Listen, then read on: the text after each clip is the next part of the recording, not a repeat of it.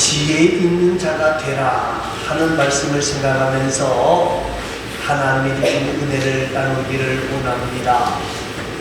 우리가 이 땅을 살아가면서 참 당신 지혜 있는 자다 하는 소리를 들으면 굉장히 기분이 좋습니다. 지혜 있는 자가 되라. 지혜자. 여러분, 이 지혜 그러면 사람들이 공부를 많이 해야 되느냐 그렇게 생각하는 분들도 있는데 아니에요. 공부를 많이 하는 박사라도 지혜가 없는 사람이 너무 많아요. 지식이 풍만한 것이지 지혜가 있는 자가 된다고 하는 것은 그렇게 쉽지 않다는 거예요. 그런데 오늘 본문에 있는 말씀을 우리가 가만히 들여다보면 정말 지혜 있는 자의 삶을 사는 모습이 어떤 것인가를 가르쳐주고 있습니다. 저와 여러분이 지혜 있는 자가 되어지려면 어떻게 해야 되느냐? 오늘 본문 15절과 16절에 있는 말씀을 한번 같이 읽겠습니다.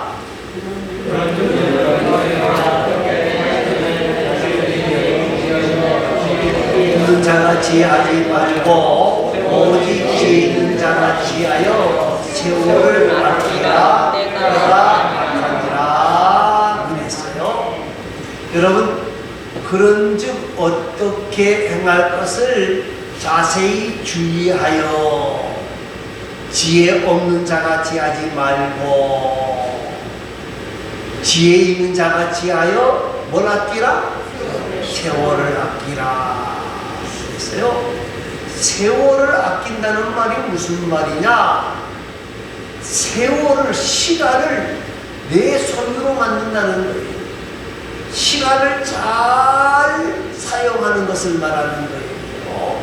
여러분, 우리가 살고 있는 이 세상은 좋은 세상이기도 하지만은 때가 어떤 세상이다? 악하다는 거예요. 세월을 아껴서 우리가 지혜자가 되어져야 할 필요가 있는데 그 이유가 뭔가 하면 때가 악하다는 거예요.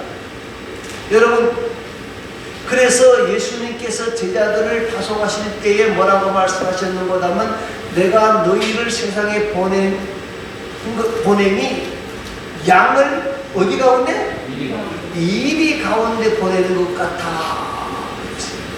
양이 이리 가운데 가면 죽을 확률이 많습니까? 적습니까? 많아요. 거의 다예요. 그런데 거기서 살아남아야 된다는 거예요. 거기서 살아남아야, 어떻게 살아남아야 되느냐? 너희는 뱀처럼 지혜롭고 비둘기처럼 순결하라. 그렇게 말씀을 하셨어요. 여러분, 그러면 세월을 아끼는 것이 무엇인가 하면 말입니다. 시간이라고 하는 것은 한정되어져 있어요. 시간은 한정되어져 있는데 그 시간을, 한정되어져 있는 시간을 우리가 잘 사용해야 된다는 거예요. 시간은 멈추지를 않아요. 시간을 멈추지를 않는다는 말입니다. 여러분, 쌀떡에 쌀은 없어졌다가 채워질 수가 있어요. 그리고 잃어버린 돈도 다시 찾을 수가 있어요. 여러분, 특별히 건강을 잃어버렸다가도 건강을 회복할 수도 있습니다. 회복할 수도 있습니다. 그런데 시간은 누구에게나 똑같이 주어진 시간이고 그 시간은 어떻게 돼요? 다시 돌아옵니까? 안 돌아옵니까? 안 돌아오는 거예요.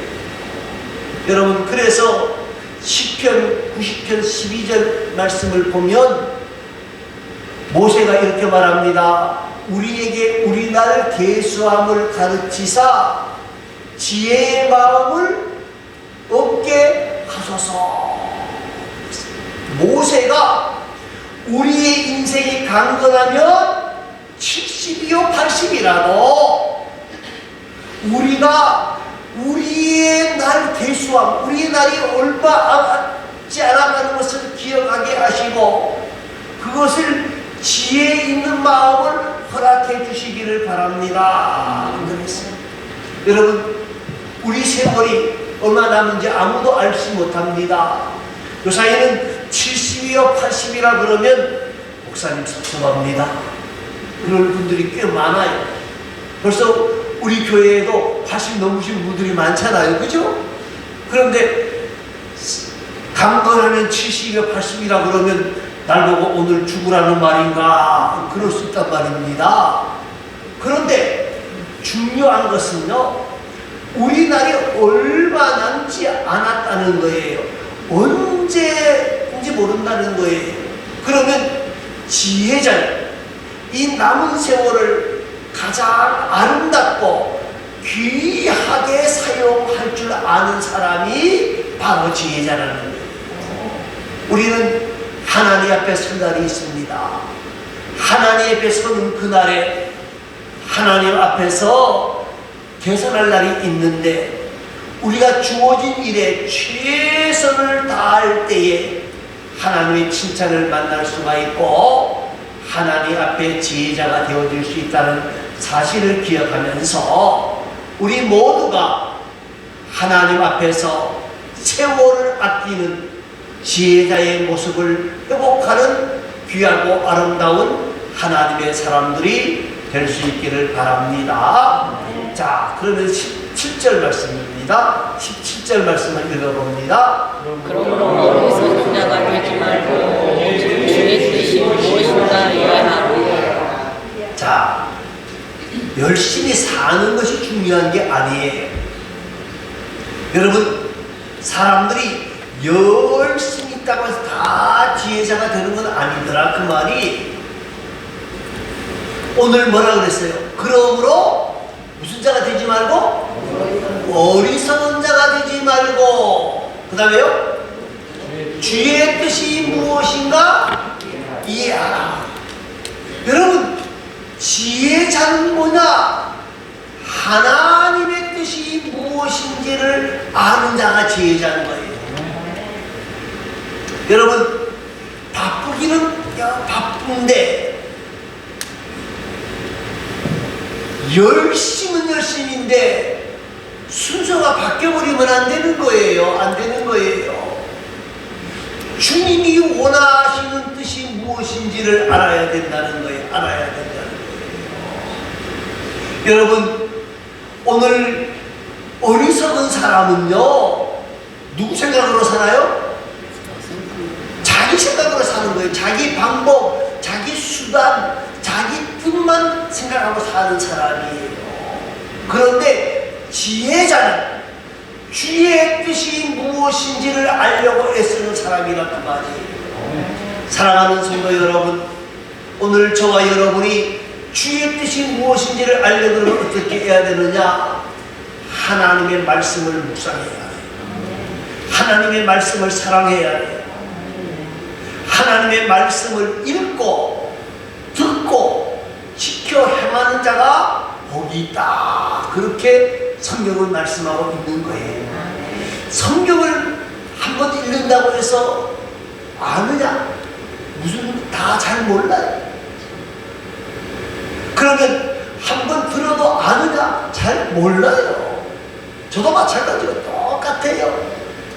그런데 주님의 말씀을 묵상하면서 하나님의 뜻이 무엇인지를 하나님께 묻고 기도해야 되는 거예요.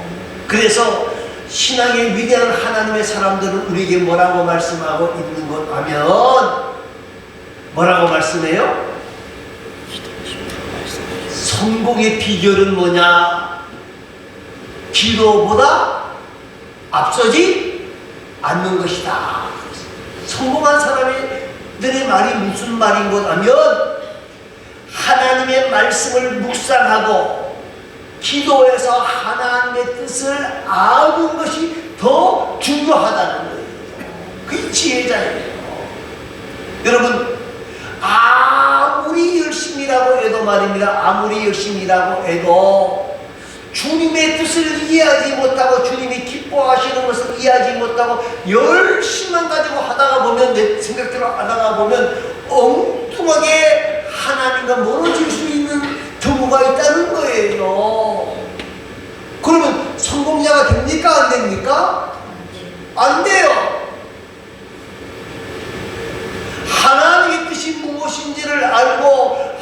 계획이 무엇인지를 알아야 하나님의 도우심을 만나고 하나님의 인도하심을 만나고 하나님의 사랑을 만나게 되는 거예요.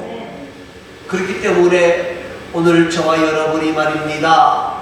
지혜자가 되려면 하나님이 원하시는 뜻이 무엇인지 하나님이 기뻐하시는 것이 깨닫는 것이 지혜자고, 그리고 이 사람이 성공자고 하나님 앞에 서는 그날에 칭찬과 영광과 상급을 만난다고 하는 사실을 기억하면서 저와 여러분이 하나님의 뜻이 무엇인지를 이해하는 지혜자가 되어질 수 있기를 간절히 소망하고 소망합니다. 또 한 가지는 18절 말씀입니다. 18절 말씀 한번 읽어보시기 바랍니다. 술 취하지 말라. 이는 강건한 것이 오직 성령으로 충만하라. 자, 술 취하지 말아라. 이는 뭐한 것이니? 방탕한 것이니 오직 성령으로 충만함을 받아라.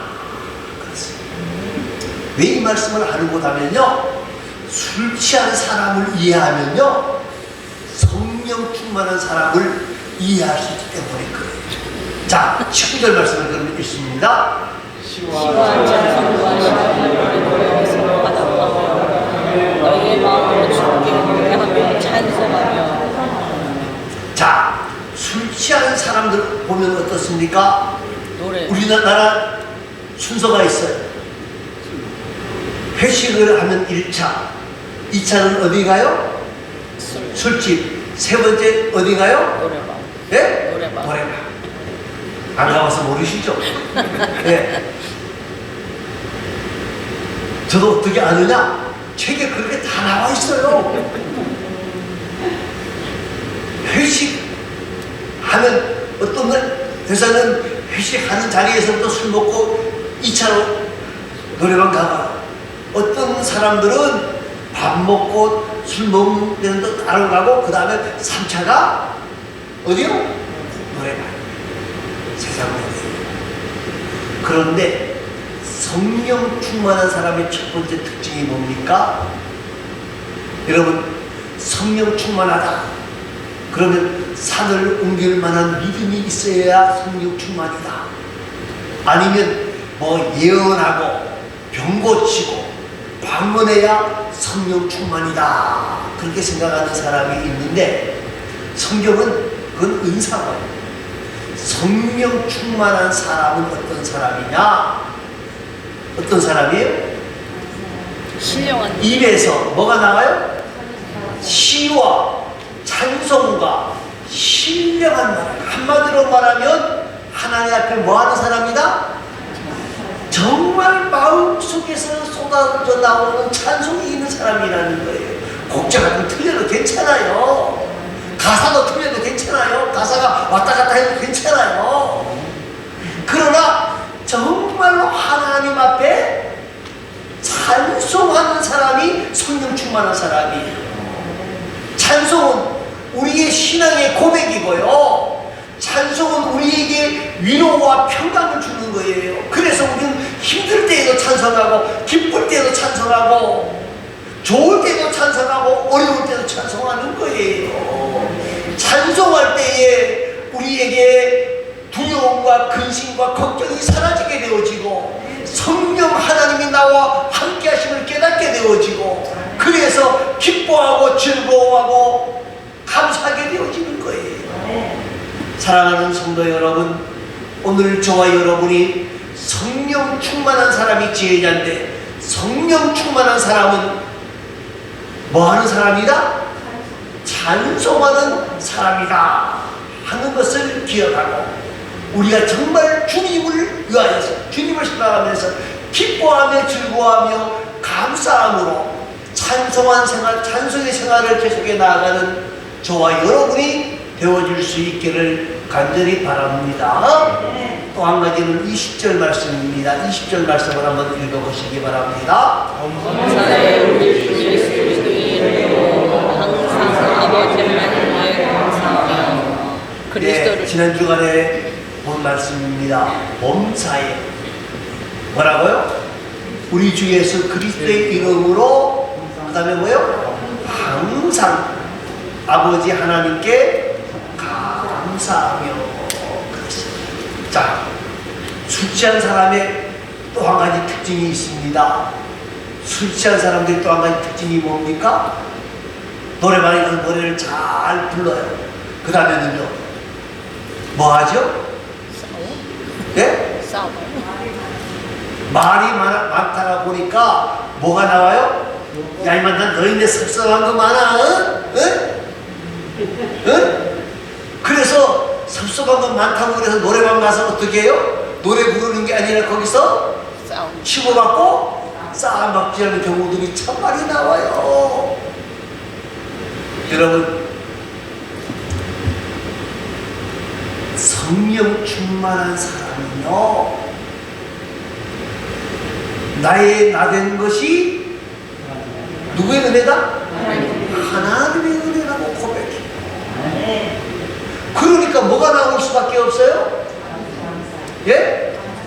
항상 범사에 뭐가 나와요?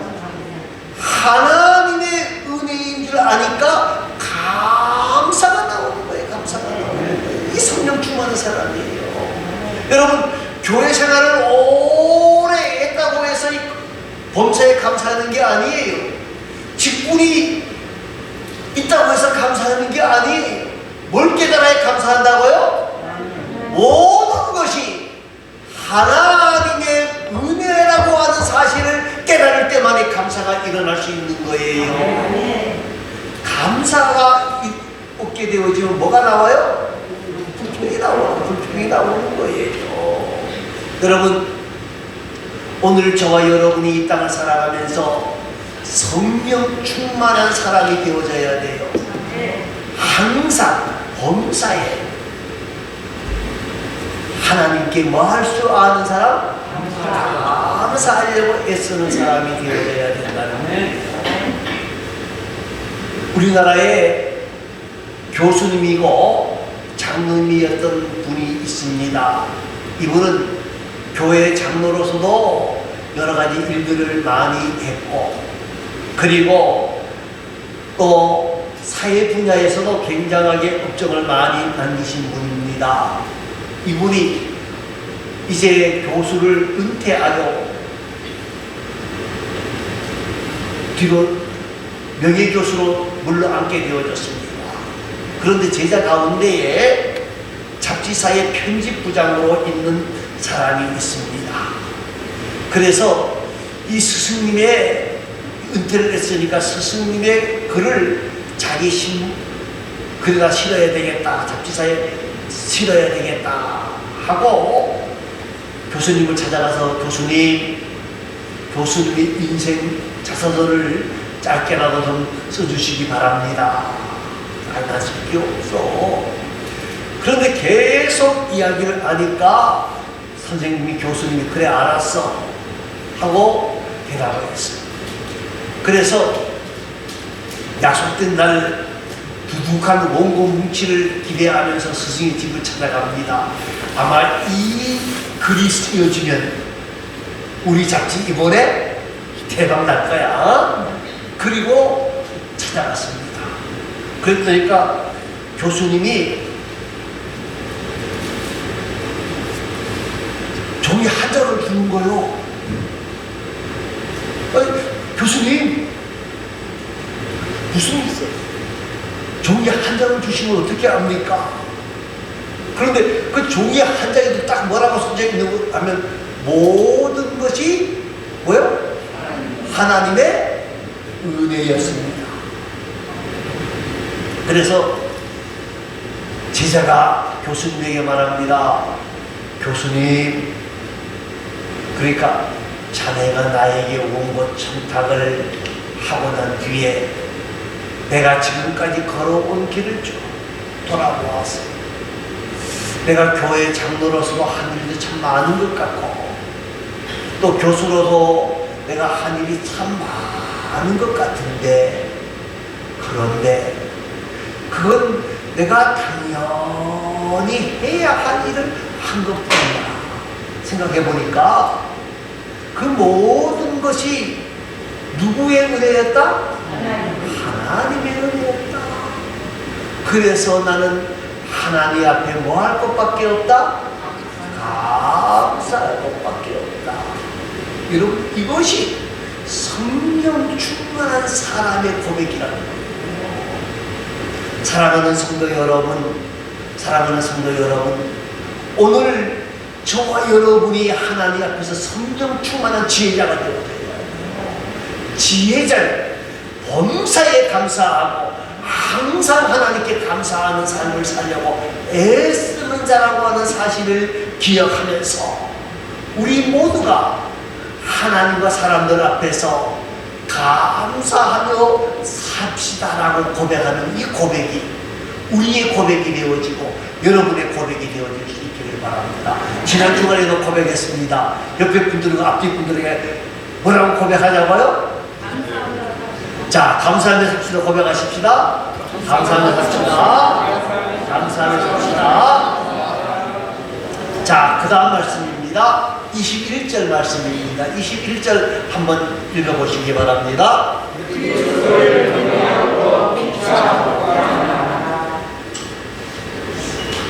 그리스도를 경외함으로 뭐요? 피차 복종하라. 자, 술 취한 사람들은 특징이 뭐라고요? 노래방에서 가서 노래하고 그 다음에는 너가 잘났니? 너가 잘났니? 예? 뭐 싸움하다가 그 다음에는 어떻게 돼요? 예? 고래고래 소리 지르면서 멱살 잡고 싸움하는 거예요. 싸움하는 거예요. 왜요? 누가 잘났다는 거예요? 예? 내가 잘났어 임마. 난 너에게 씁쓸한 게 많아 임마. 불평만 하는 것에서 끝나는 게 아니라 그래서 어쩌라고? 내가 잘났지 너가 잘났냐? 나? 내가 뭐가 잘나 임마. 그러다가 싸움박질 내는 게 그게 세상 술 취한 사람들의 모습이에요. 그래서 사건 사고에는 80%가 술과 관계되어 있다. 그런 통계를 내놓는 사람도 있습니다. 여러분, 파출소에 찾아오고 하는 모든 것에 80%가 술과 관계되어 있다는 거예요. 여러분, 그런데 성령 충만한 사람은 어떻습니까? 이 술 취한 사람들은 누구만 알아요? 자기만 알아요. 자기가 제일 잘났대요. 자기가 제일 똑똑하대요. 그리고 누구의 이득만 생각해요? 나의 이득만 생각해요. 그런데 성령 충만한 사람은요, 피차 뭐하며? 복종하며 경외함으로 사는 사람. 그리스도를 경외함으로 피차 복종하는 사람이라는 거예요. 이 무슨 말이냐면요, 성령 충만한 사람은요, 하나님의 은혜를 알기 때문에 자기가 한 게 있어요, 없어요? 예? 내가 이래면 뭔 줄 알아 임마? 그 말이 안 나와요. 어떤 분이 그런 우스갯소리지만 어떤 사람이 술 먹고 파출소에 끌려갔어요. 그랬는데 뭐라고 얘기해서, 야 임마 내가 누군 줄 알아? 누구신데니까, 너네 서장 누구지? 예, 서장, 경찰서장이 누구 맞습니다. 그러니까 내가 그 사람 잘 아는 사람이야. 어떻게 잘 아시는데, 아 우리 같은 아파트에 살아 임마. 같은 아파트에 사는 거하고 경찰서장하고 뭔 상관이 있어요? 그런데 성령 충만한 사람, 자기를 나타내는 것이 아니라 하나님의 은혜를 알기 때문에, 예수님을 생각하기 때문에, 예수님을 생각하기 때문에 낮아지는 거, 겸손해지는 거. 여러분, 예수님이 그러셨잖아요. 하늘 보좌를 포기하고 이 땅에 오셨어요. 그리고 어떻게 합니까? 누구의 발을 씻겨줘요? 제자들의 발을 씻겨준다. 여러분, 집에 가서 오늘 한번 해보세요. 예? 남자든 여자든요, 내 발 좀 시켜줘. 그러면 남편이든 아내든 뭐라고 그럴까요? 더럽고 왜 날 못 그래? 그럴 가능성이 많이 있습니다. 오늘은 말씀을 듣고 가니까 안 그럴 수 있지만은요, 한 열흘 후에 한번 그래 보세요. 내 발 좀 시켜줘봐. 그래 보세요. 그러면 니는 손발이 없냐? 예? 그럴 가능성이 굉장히 많습니다. 그런데 예수님은 제자들의 발을 씻겨주셔요. 여러분, 성령 충만한 사람은 예수님을 생각하면서 피차 복종한다는 말이 참 힘들잖아요. 순종하기도 힘든데 내 마음에 안 들어도 따라가는 것이 복종이에요. 여러분, 겸손하게 섬기는 삶을 살아가는 사람이 바로 성령 충만한 사람이고 지혜자라고 하는 사실을 잊어버리지 마시기를 바랍니다. 우리 모두가 정말 모든 사람들에게 지혜자라고 하는 소리를 듣고 성령 충만한 자라고 하는 소리를 듣는 복된 자들이 다 되시기를 간절히 소망합니다. 기도하겠습니다. 아버지 하나님의 은혜와 사랑을 감사합니다.